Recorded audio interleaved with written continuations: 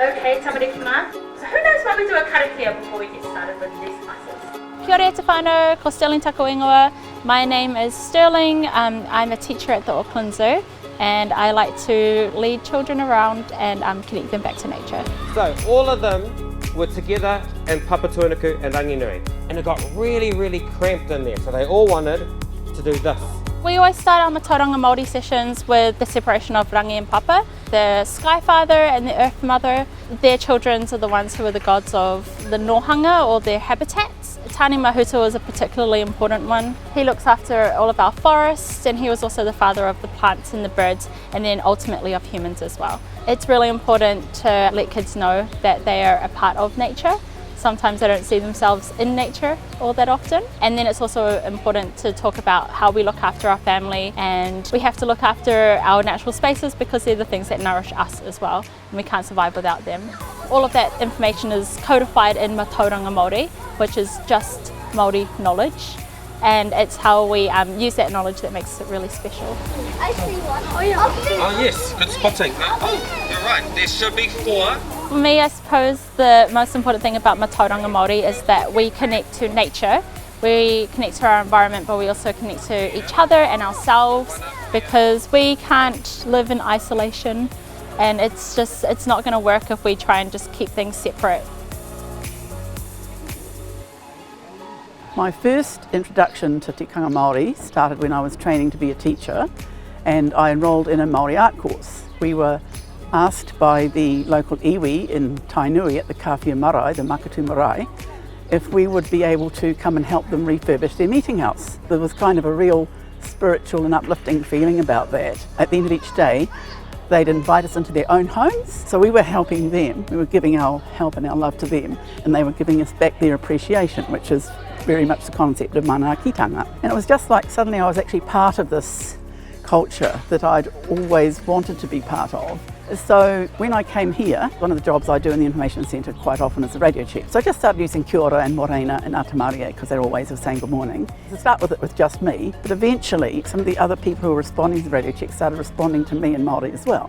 And it's kind of being self-perpetuating. The whole basis of the tikanga Māori is the caring and sharing and the respect and the kindness and the kaitiaki of conserving our environment. If everybody's working towards the same thing, you've got a very powerful message. Like, we welcome our visitors as friends, we encourage positive attitudes to conservation. It's like bringing everybody all into one. I think that's vitally important because let's face it, I mean, this is New Zealand.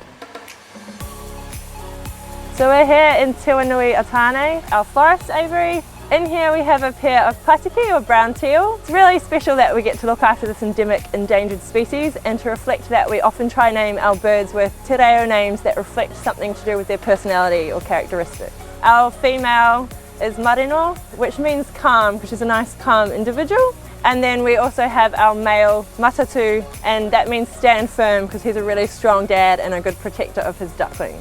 Yesterday we had a clutch of 6 pāteke ducklings hatch, and that's really exciting because we are kaitiaki of this species, and when they get older these ducklings will be released into the wild. So it's really important that we help protect them in their environment and restore their habitats in the wild. Apart from whānau, of course, New Zealand's my first love, and so working in tourism, that's why I work in tourism, I'm representing. What's great about our zoo is that we've got an area dedicated to New Zealand, which is Te Wao Nui.